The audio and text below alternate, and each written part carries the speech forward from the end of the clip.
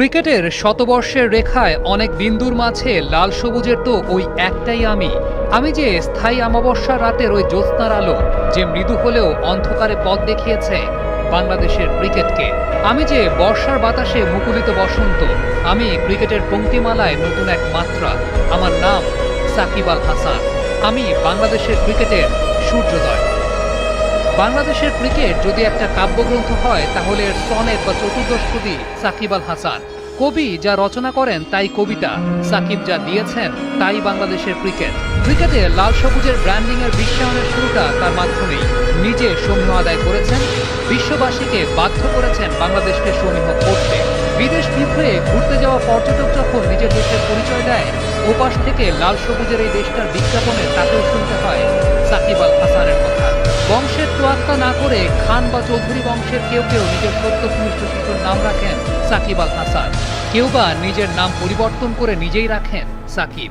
কেউ কেউ এক ঝলক সাকিবের সান্নিধ্য পাওয়ার জন্য বিনিদ্র রজনী যাপন করেছেন। আবার কেউ বা সাকিবের ব্যাটিং দেখবে বলে স্কুল ফাঁকি দিয়ে পিঠে মানচিত্র এঁকেছে। ক্রিকেট বিশ্বে বাংলাদেশের মানচিত্রটাকে দাম বাড়িয়েছে সাকিব। এদেশের তরুণ প্রজন্ম তাকে অনুসরণ করে, অনুকরণ করে।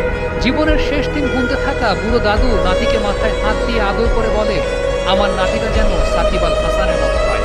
একটা প্রজন্ম যেখানে নিজের ব্যক্তিত্বকে সাকিবের মতো করে বহিঃপ্রকাশ করতে চায়, সেই সাকিবের তো সবকিছু মানায় না। যে সাগরে সব জাহাজই যায়, সেই সাগরে সাকিবের জাহাজ যাওয়াটাও কি মানায়? হ্যাঁ, ক্রিকেট আইডিওলজির পুরো দায়ভারটা সাকিব নিয়ে বসেননি, কিন্তু একটা প্রজন্মের গ্রুম আপ আইডিওলজি যে তার দ্বারাই প্রভাবিত। যে মানুষটা সর্বোচ্চ আনন্দের উৎস, সেই মানুষটাকে বিতর্কে দেখতে চান কজনা। ব্যাপারটা হয়তোবা সাকিব আল হাসান নিজেও বোঝেন দেখেই ফিরে এসেছেন। জাহাজটা যে সাগরের দিকে ছুটিয়েছিলেন, দক্ষ নাবিকের মতো তা ঘুরিয়েও নিয়েছেন।